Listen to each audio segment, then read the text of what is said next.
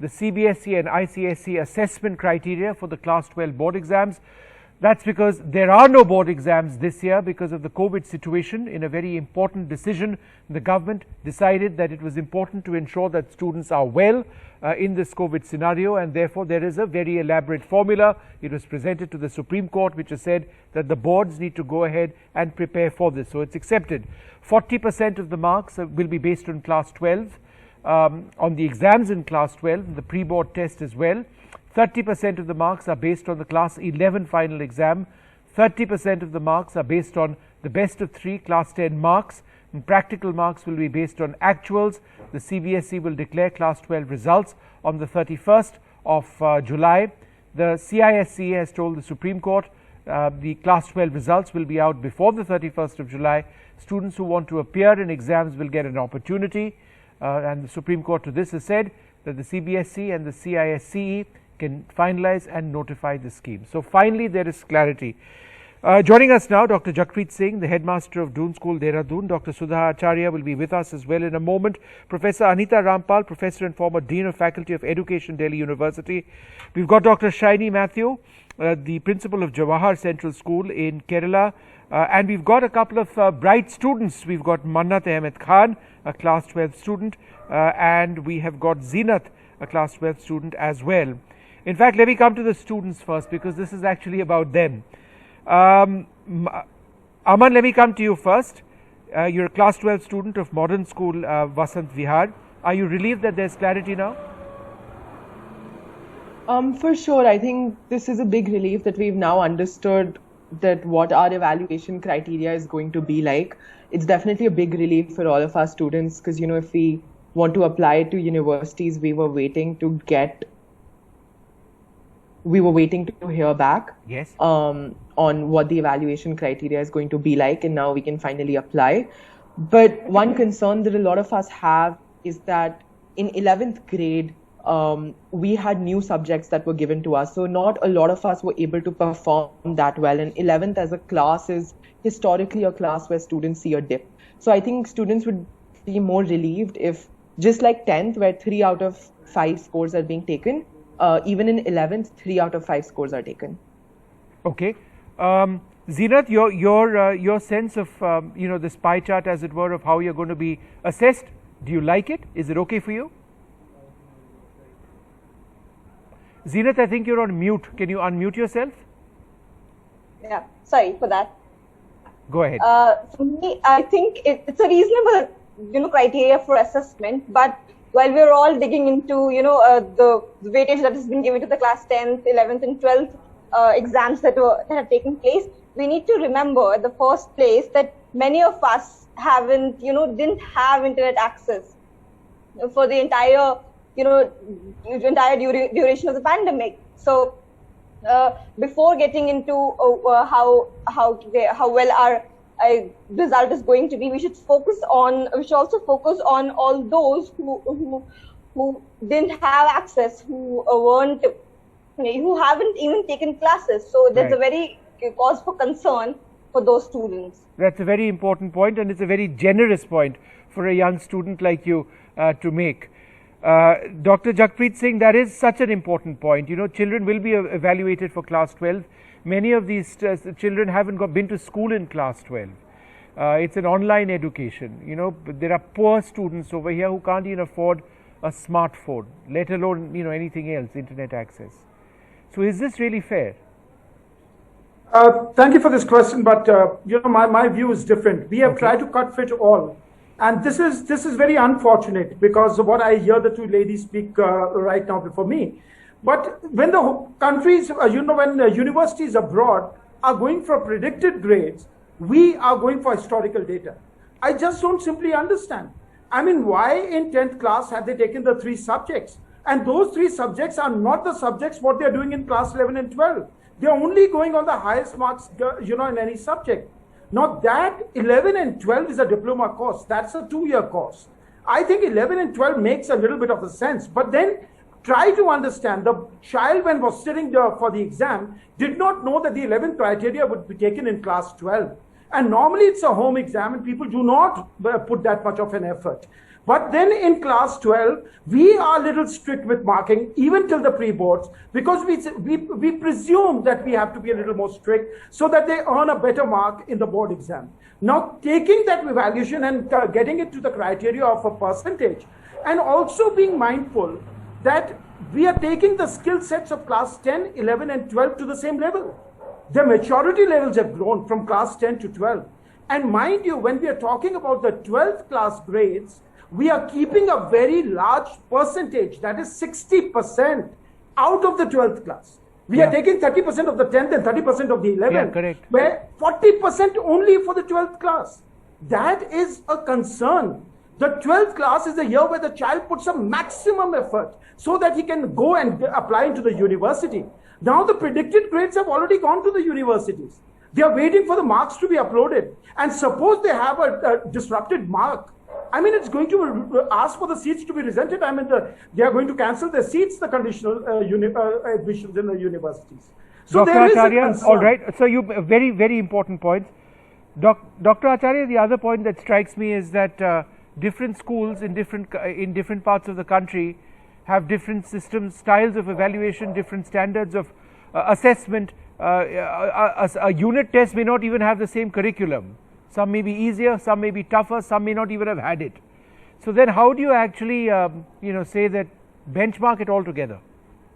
Yeah, let me start with the system that one solution doesn't fit all, but the committee has tried to give us a very inclusive and comprehensive policy. I'll just take some time to explain the policy. Why class 10th? Class 10th is the only differentiator, because that is the only standardized valid examination in normal time this batch has taken. And why the best of 3 subjects? Suppose I do not like Hindi, I do not like SST, I do not want to pursue, so I may not have done well. But my 3 best subjects, if I have aptitude, if I have interest, I have scored well. So this is child-centric to give the maximum benefit to the child. Class 10, best 3 average is taken. Why class 11? Earlier we were also not in favor, like the child was saying. In class 11, mostly children are engaged in exploration, research, other activities. They are never focused on exam only, as they are focused in class 12. But as I understood, there are schools which are residential, children went to native places. There are KVs where children went to native places. Due to huge digital divide, we could not reach out to them. So most of them, either they have taken one unit test of class 12 or one of the tests, or some of them have not taken class 12. It was very difficult because the second wave affected all our life. It was highly disruptive, and we can call it a black swan event. So the reaction is just like that also. So class 12, in the absence of conducting exam, that's why the class 11th is taken, because the syllabus and curriculum is in continuum. Right. But as sir said, that in class 12, suppose my best average is English, Math, Science, but I am going for commerce or humanities. These subjects I will not pursue at all. You know, I may improve upon my score in 11, 12, because 10 children are very small, and 12th is a gateway for their future path, their career path. But 10th is the only discriminator, only standardized exam. As you have already yourself said, that the school-based examination and internal assessment, everything was done online. So it doesn't truly reflect the actual performance of the child, what we have seen. So for that, even some of the schools like us, we give very strict marking in 11th and 12th pre-board, thinking that students will improve upon in board exam. So that's why it will never come to the near, and it cannot be a perfect substitute of the actual assessment done by conducting pre-board examination. No, quite right. It is just by statistical approximation we are trying to. And so how is that fair in a situation like this? But let me take this to Dr. Shaini Matthew, the principal of Jawahar Central School in Kerala. What are your views on this, ma'am? There is a set of concerns that there will be so much of a leeway that when the final grades come out, that you'll end up with any number of students scoring 100% overall, and the college system will be completely overwhelmed. On the other hand, lots of points over here saying that some students are assessed differently than others. The other students haven't even attended class 12 because of the situation. All right. So your thoughts? Okay. Okay, greetings from Kerala. Yeah, let me tell you that CBSE have come out with a excellent strategy, criteria of calculating the marks, and we can assure that CBSE has worked meticulously, and the way that they have asked us to calculate will help the students to get their deserved marks. We are very sure about it, because the 10th standard, we were all worried, parents were worried, students were worried, but the criteria that the CBSE board had brought, we were able to do excellently well, and the children, all those who are supposed to get their 95%, they will never go down to 75, but they will be getting their deserving marks 95 itself, and those who got 75, they will never go up to 95, because they'll be getting their right marks. That is the way the criteria was. So in 12th standard also, children do not have to worry, the parents do not have to worry. CBSE have come up with the right criteria, and in an excellent way we will be able to calculate their marks, and I'm very sure that people from Kerala, we were all working on it, and then we are very happy. And to so you are happy with what has happened. School, all right, ma'am. This society, that we don't have to worry. We are very happy. Okay, so I just want to go Thank across you. to Professor Anita Rampal. Professor Rampal, do you believe that if at all possible, there should be some system of testing students in entrance exams before they enter colleges, because the system of the class 12 results, you know, it results in several questions being raised. I'm not sure there was a better formula available. Perhaps there was, perhaps there wasn't. But in terms of having a uniform standard for admission to colleges, do you think tests should be made compulsory? I think that this should have been done long back. A school leaving should remain a school leaving exam, not linked with university entrance. And so university and college entrances should really be different and more specific in terms of what they're looking for, and which students, you know, what students' abilities they want to actually give a premium to. So I think that should evolve, and that should really have been done much earlier, because this has become quite a farce, you know. Getting 99 and 100% marks and then coming to university and boards vying with each other to give more marks, it doesn't really assess students very meaningfully. But I think what now has been done rather late, because even this should have been done at least 3 months before today, when we saw that the surge was coming, and the students should not have faced such uncertainty and such deep, acute anxieties.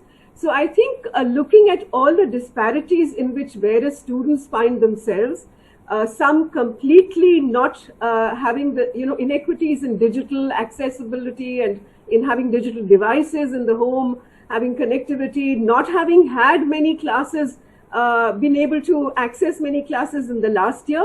I think this is a fair enough system to give them, assess them over the past 3 years, right, and to give them the best possible marks that they have acquired in the last 3 years. Okay. We've got another student, Mannat Ahmed Khan. Mannat, what do you think about this? Does this work for you, the way you're going to be evaluated? I think personally this is a good criteria, but the consequences are a little different, because ultimately the pre-board exams that we give and the 11th examinations are practice tests. They are considerably difficult from our board examinations, and they are marked more strictly. So those marks don't really reflect how hard we could have worked in our board examinations and how well we could have scored in them. So I think that will first of all affect college cutoffs, and I think the board, CBSE, should be a little lenient when they consider, because our 10th, 11th, 12th pre-board marks and normal examinations will not be up to mark of how we could have performed in our grade 12 board examinations. I think all the teachers here would agree that we've got 3 extremely articulate young students, and hopefully they will get a real chance at a realistic grade. I'd like to thank you all very much for joining us. We need to take a short break. There's more coming up. Stay tuned. Welcome back to Left, Right and Centre. In just a little while from now, we'll be playing out that interview with Jairam Ramesh, the senior Congress leader, on his new book. Also key questions on the leadership of the party, the fact that the party is in turmoil, what's the way forward. That's coming up. You don't want to miss that interview. But today's also been, we've also seen an important report by the Reserve Bank of India on this stage of where the economy presently lies, the way out as India fights COVID. 2 lakh crore loss is to the economy has taken place from the second wave alone. And the point that they're saying is that the speed and scale of vaccination needs to be upped so that the economy can recover. This wave has fanned into smaller cities and villages, and it's sapped rural demand. That's key. Without rural demand, the overall state of the economy badly impacted. Support from government spending may also be moderate from extraordinary expansion undertaken last year. In a situation like this, how much can the government spend? It really does need to be asked, because there is, over the last 1 year, we've seen the government announce several schemes to try and step up the economy, improve the economy, but that second wave really did hit us hard. How much can the government continue to spend to increase economic activity overall? Increased spread of COVID-19 infections in rural areas clearly poses a risk. The economy does have the resilience and the fundamentals to bounce back from the pandemic. So that's some good news over there, which the RBI says can unshackle itself from pre-existing cyclic and structural hindrances. But how exactly is that going to take place? The pace of the recovery will depend on the speed of vaccination. We've mentioned this earlier on, so it really does go back to that key point. Inflation does merit close watching. As we mentioned to you, fuel inflation in the country is presently at very high levels, and even though we haven't seen so much of that inflation in other areas, there is a fear that there could be a cascading impact going forward. The price of petrol today, for example, in Ganganagar in Rajasthan was 109 rupees, so that's unbelievably high.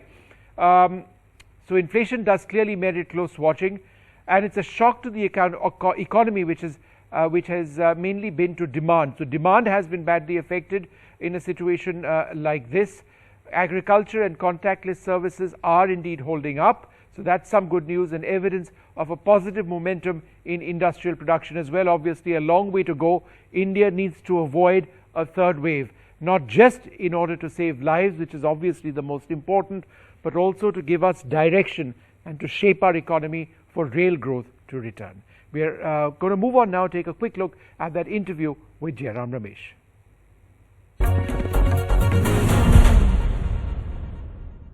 The book The Light of Asia, which is a narrative of the life of Lord Buddha, is widely regarded as a seminal work of the 19th century, a masterpiece on the historiography of modern Buddhism. The poem The Light of Asia by Sir Edwin Arnold was published in 1879 in London and came to greatly influence Jairam Ramesh. This is the cover of Mr. Ramesh's book. It came to influence him as a teenager. The ideas of The Light of Asia have always been a part of Jairam Ramesh's life. He's now published this book. It's called The Light of Asia, the poem that defined the Buddha. The book is a biography of the epic biopoem on the Buddha. Jairam Ramesh is also, of course, a key insider in the Congress at a time when the party is widely seen to be in turmoil. We hope to speak to him not just about the book, but about the Congress as well. But first, on to the book. Why did you decide to throw fresh light on who Sir Edwin Arnold was, how his life unfolded, his relationship with India, and why he came to write The Light of Asia in the first place? Well, Vishnu, I read this poem many years ago when I was a teenager, and it remained with me. But subsequently, I discovered a correspondence between Winston Churchill and Jawaharlal Nehru with frequent references to the Light of Asia. And of course, at the height of the agitation on Ayodhya, I could not but help recall the 70-year-old agitation that we had for the control of the Mahabodhi temple at Bodh Gaya between Hindu organizations and Buddhist organizations, which was triggered by the publication of Edwin Arnold's poem, The Light of Asia. I couldn't find a better way of spending the lockdown last year than to revisit this epic poem that was first published in 1879 and that went on to define the life of the Buddha for generations of people, not only in England, but also in America, in Europe, and most importantly, Right. of course, in our own country. Now, the book had a huge influence on at least 11 literary personalities from around the world. 5 of them were Nobel laureates. What was the essence of the book, if not the book, the message that was so influential? Vishnu, it had influence on Ramakrishna Paramahamsa in a Bengali translation. It had influence on Vivekananda, on Gandhi, on Nehru, of course on Tagore, and on Ambedkar himself. Now, I think the reason why the book became a sensation, and the reason why the book has remained a sensation, a literary sensation and a cultural sensation, is because it focuses on the humanity of Buddha, not on the divinity of Buddha. We are obsessed and fixated, with divinity. But we, in our fixation and obsession with divinity, we tend to overlook common humanity. And I think this poem really brought out the humanity of Buddha, his compassion, his tolerance, his understanding, his message that, be your own seeker. After all, the Buddha didn't become the Buddha by following a Buddha. He basically told people that search for yourself, look for yourself. But most importantly, of course, he rejected orthodoxy and orthopraxy. Right. That's why social reformers in different parts of India, Narayana Guru, for example, in Kerala, E.O.T. Thas and Lakshmi Narsu in Tamil Nadu, and of course, Dr. Ambedkar himself, all derived inspiration from this message of the Buddha, which was a rejection of the caste system, which was the very foundation of our society, and unfortunately, it remains one of the foundations.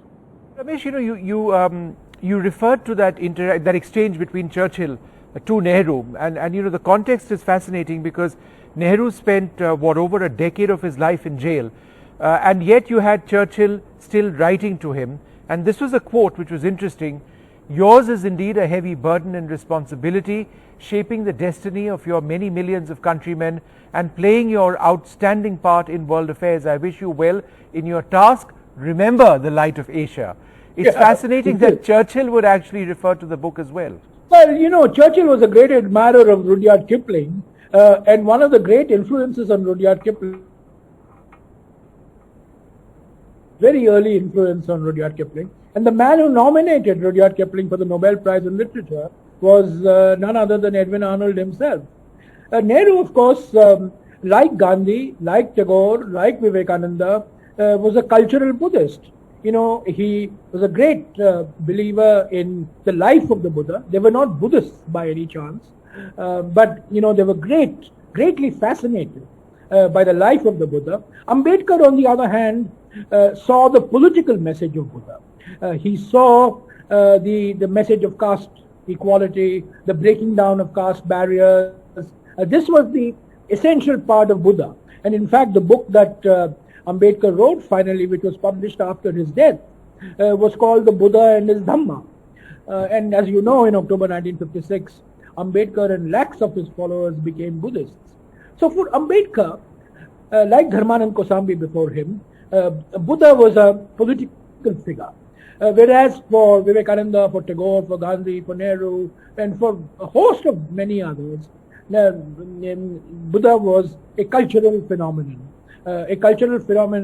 Who not only influenced the subcontinent, but of course influenced large parts of Asia and large parts of the world.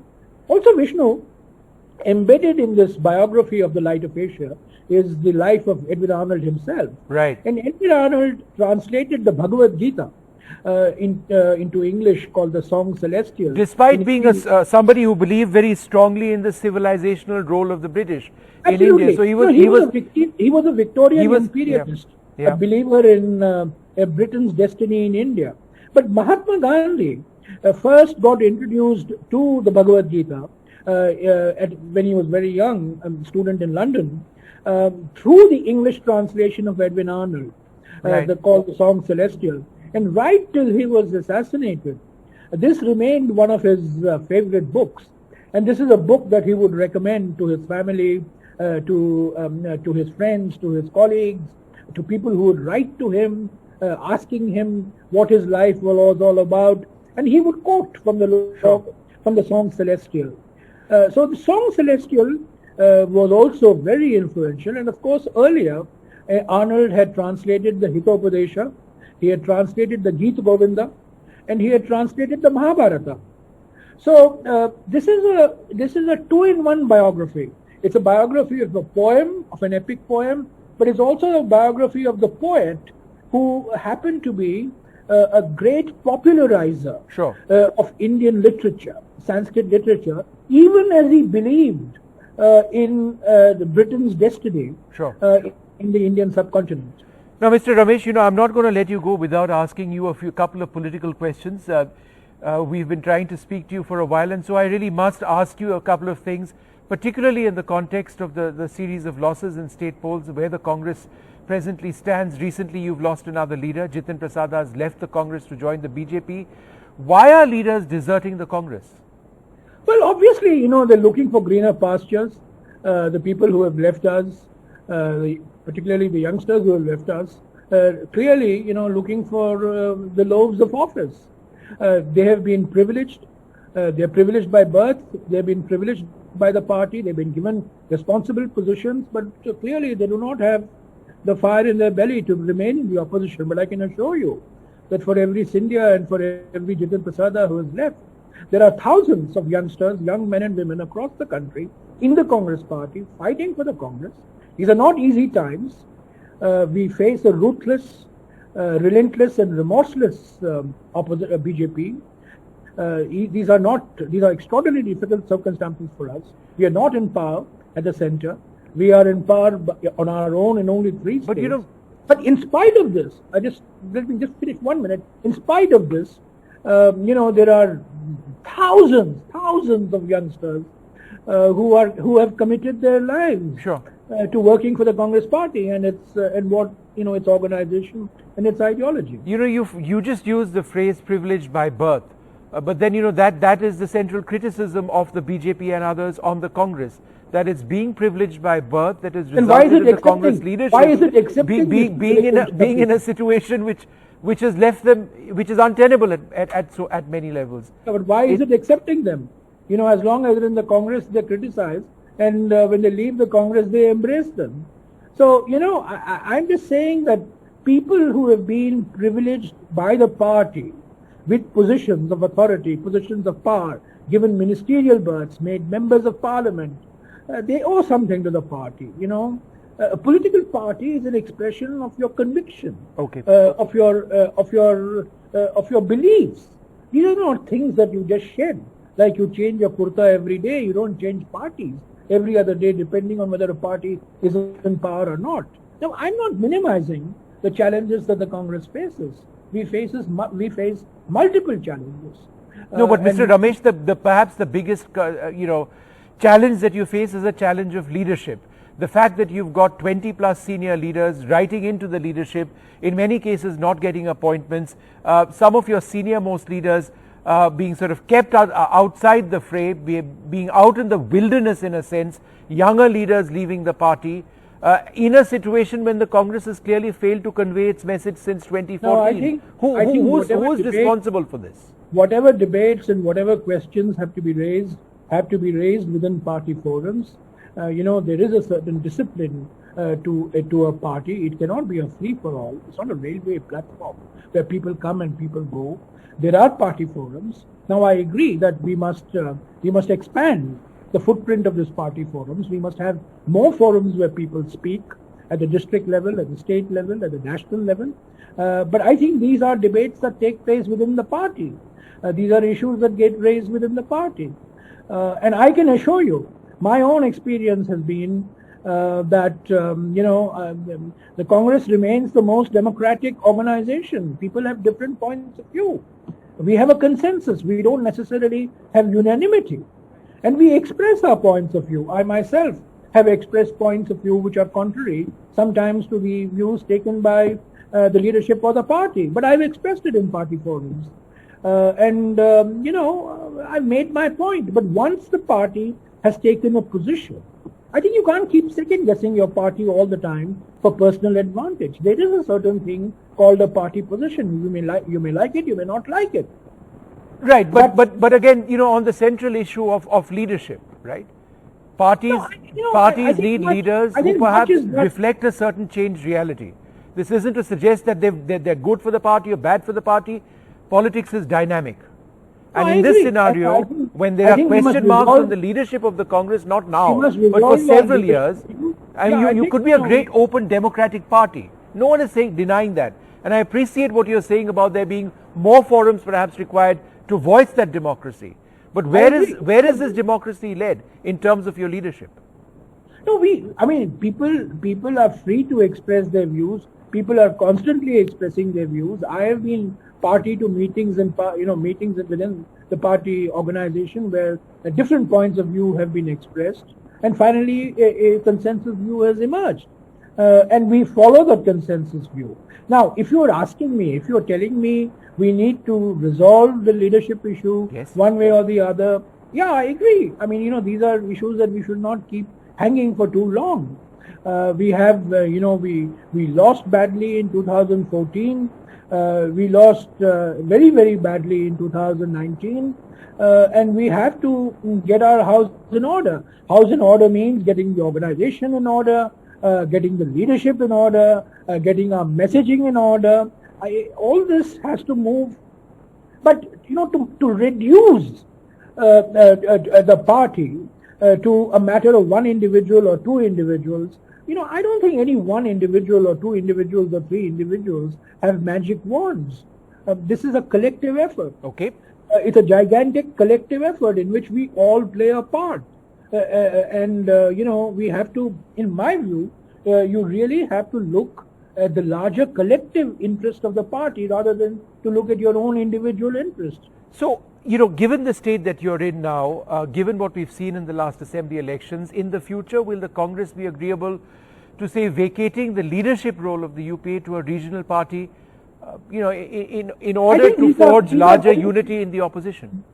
I think this question of vacation and all, these are all, whether it's vacation or vocation or, these are very premature issues. But it's very clear that why is it premature? What is clear is we have to work with like-minded parties. We have to have a positive, constructive pre-poll agenda. The United Front was a post-poll alliance. The UPA was a post-poll alliance. But we have to have a common understanding with like-minded parties before the elections, before the 2024 elections, of the type that we have had in different states of the country. And this agenda has not only to be an oppositional agenda to the BJP, but also it has to be a positive, constructive, proactive agenda, which clearly spells out an alternative. I think, who will lead this grouping, who should lead these groups, these are all premature issues. Aren't you running out of time in terms of attempting to defeat the strongest political entity that we've seen perhaps in decades? If there is no leader, if there is no face, if there is no consensus, with so many of the opposition parties having serious problems with the Congress itself, then how does one forge that alliance? That's a huge exaggeration, because I think like-minded parties have come together. The Congress party has met with like-minded parties on more than one occasion, in Parliament, outside Parliament. At times, the Congress party has taken the position taken by its like-minded parties. At times, the like-minded parties have followed the Congress's leadership. I think the leadership is give and take. Okay. And the fact is that the Congress party is the only party with a national footprint. We are not a regional party. No, but I understand that, and I must ask you about two specific issues: the issue of Punjab and the leadership issue over there, and dissent within the party. Since I am not involved with these specific issues, I mean, it's better that you ask the people who are directly concerned. But we are like, isn't the BJP facing a problem in Karnataka? Right. Isn't the BJP facing a problem in Uttar Pradesh? Isn't the BJP facing a problem in Madhya Pradesh? See, the problem with the Congress becomes media fodder. And the problems within the BJP somehow seem to hardly get the same amount of media prominence and commentariat attention as the problems of the Congress party. Final question: Sachin Pilot in Rajasthan and problems over there which have persisted for so long. Well, I'm Again, sure it's something, these are two states, Punjab and Rajasthan, you've got problems in both. Sachin is a fine young man with a long and glorious political future in the Congress party. I'm sure he'll be, whatever gets worked out will be to his advantage. I mean, he's a great asset to us, and he will remain an asset to us. All right, Mr. Ramesh, thank you so much for taking all of these questions, and congratulations on this fantastic book. I have gone through a large part of it. The Light of Asia, the poem that defined the Buddha. Besides anything else, the most iconic aspect of Buddha's life was peace. Perhaps we need to reflect on that in the present context that we find ourselves in. Thank you, sir, very much Thank you, for being with us. Thank you.